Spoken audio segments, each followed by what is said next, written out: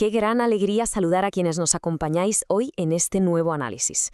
Ojo, porque hoy vamos a hacer algo verdaderamente apasionante. Vamos a cruzar 4 documentales fascinantes y muy distintos entre sí para descubrir un patrón brutal sobre la naturaleza humana, los sistemas de poder y, en el fondo, nuestro diseño más esencial. A lo largo de la historia, la humanidad ha interactuado constantemente con estructuras creadas para mantener el orden.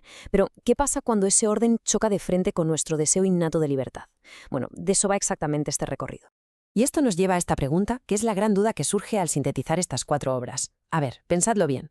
¿Por qué fracasan siempre los sistemas que intentan controlar la naturaleza humana? Tened esta idea muy presente mientras saltamos por mundos que parecen no tener nada que ver: la economía, la política, la tecnología y al final hasta la teología. Vamos a ver cómo el espíritu humano responde siempre de la misma manera cuando se le intenta imponer un molde. Así que, vamos al lío. Esta es nuestra hoja de ruta para hoy. Primero, el espejismo del control. Pasaremos luego a la resistencia en Cuba.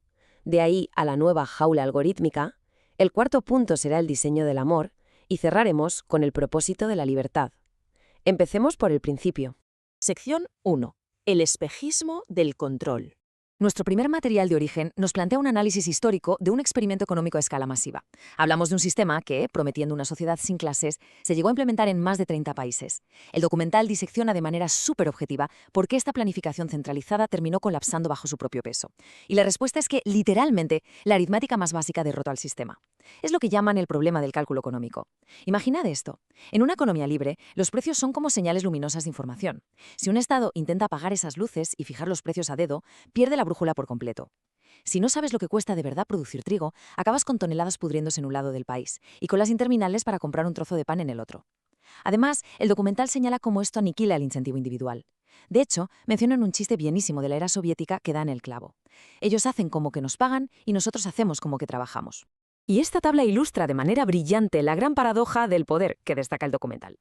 Fijaos en el contraste tremendo entre los planos teóricos originales y lo que fue la implacable realidad histórica. Donde la teoría prometía que el Estado iba a desaparecer, la historia nos deja regímenes policiales omnipresentes, que eran absolutamente necesarios para reprimir ese deseo humano natural de mejorar y tener algo propio. Y ojo que esto no es solo teoría en un papel. El documental nos muestra cómo lo vimos en directo con la caída de la Unión Soviética en 1991, ahogada por el coste de su propia burocracia, y en el giro irónico de China en 1978, cuando tuvieron que adoptar políticas de mercado capitalista simplemente para que el partido pudiera salvar su poder. Lo que nos enlaza perfectamente con nuestra sección 2, Resistencia en Cuba. Dejamos atrás la fría burocracia económica y nuestro segundo documental nos mete de lleno en la realidad profundamente humana y a menudo trágica del control autoritario, centrándose en la resistencia civil. Esta cita de José Martí establece un contraste emocional brutal desde el minuto 1. Porque la obra no se limita a darnos datos, nos retrata una lucha invisible por la libertad que lleva viva más de 6 décadas en la isla. Es un golpe de realidad que nos recuerda que detrás de esa imagen de postal turística con coches antiguos hay una resistencia incombustible escrita a base de celdas de castigo y huelgas de hambre. Si repasamos esta línea de tiempo, vemos objetivamente cómo ha ido evolucionando la disidencia. Arrancamos en los años 60 con figuras militares desilusionadas como Jubermatos o los famosos plantados, que se negaban en rotundo a usar el uniforme de preso común. De ahí saltamos a los años 90 con crisis impulsadas puramente por el hambre, como el maleconazo. Luego llega el 2003 con la Primavera Negra, que dio pie a las marchas pacíficas de las damas de blanco. Y finalmente, gracias al altavoz de la era digital, el documental subraya movimientos artísticos modernos como San Isidro y el himno Patria y Vida. Todo esto actuó como una olla a presión que estalló en ese levantamiento nacional espontáneo histórico del 11 de julio de 2021. Ahora, lo que es verdaderamente impactante es la magnitud de la situación actual. 1.260. Ese es el número, según los datos de mayo de 2026 que presenta el reportaje, de prisioneros políticos documentados hoy en día en Cuba. Y el análisis nos detalla de forma totalmente neutral que entre ellos hay menores de edad encarcelados y líderes como José Daniel Ferrer sometidos a un confinamiento extremo. Es una cifra durísima que nos muestra el verdadero coste humano de mantener cerrado un sistema a toda costa. Y de ahí damos un salto gigante a la sección 3, la nueva jaula algorítmica. Fijaos qué interesante, porque aquí abandonamos el estado político físico y entramos directamente en la pantalla de nuestros teléfonos. Nuestro tercer documental explora un sistema de control de comportamiento mucho más moderno, totalmente invisible y en el que, sorpresa, participamos voluntariamente todos los días: la inteligencia artificial de plataformas como YouTube. El documental rastrea cómo ha mutado el código de esta plataforma. Al principio, allá por 2006, la cosa iba de clics, pero el algoritmo aprendió que medir cuánto tiempo te quedabas mirando era más rentable. Luego, en 2016, metieron las redes neuronales profundas y todo cambió. La máquina literalmente empezó a aprender sola cómo manipular nuestra atención. Y no es que el código tuviera la maldad de crear burbujas de filtro o teorías de la conspiración, simplemente calculó matemáticamente que el enfado y el misterio nos dejaban pegados a la pantalla.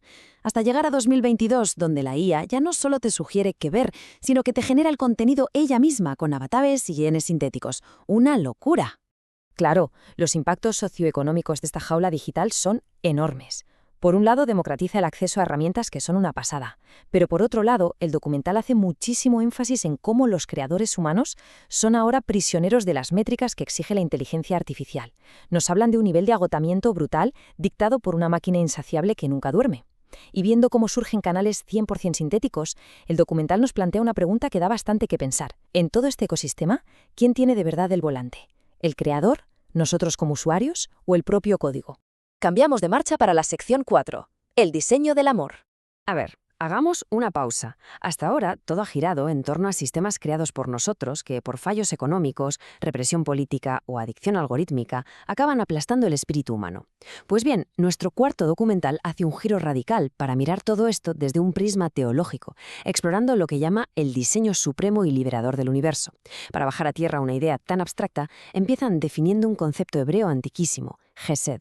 Y ojo, es importantísimo aclarar que el documental no habla en ningún momento de religión organizada o de instituciones. Lo que describe es a un creador que persigue el corazón humano con un amor desbordante, un concepto de lealtad absoluta que, pase lo que pase, se niega a soltarnos. Vamos a comparar estas estructuras. Los sistemas humanos que hemos analizado antes te pueden la perfección absoluta. Si no llegas a la cuota del Estado, si opinas diferente al régimen o si no subes el vídeo a tiempo para el algoritmo, el sistema te castiga para mantener su orden. En cambio, el documental nos expone que este diseño original del universo rebosa de una empatía radical. Te da libertad total, incluso para equivocarte, y basa su estructura en la paciencia infinita.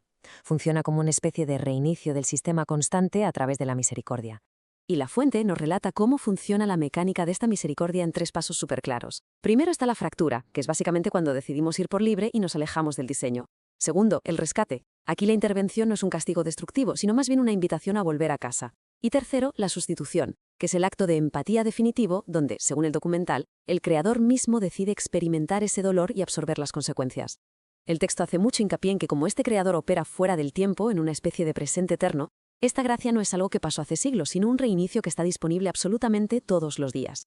Llegamos por fin a nuestra última parada, la sección 5, el propósito de la libertad. Cuando juntamos todas las piezas de estos 4 documentales, la imagen final es clarísima. Ya sea que nos enfrentemos a las cuotas de un comité central comunista, al encierro en una celda en el Caribe por pensar distinto, o a las presiones invisibles de la inteligencia artificial en nuestros móviles, el espíritu humano siempre reacciona.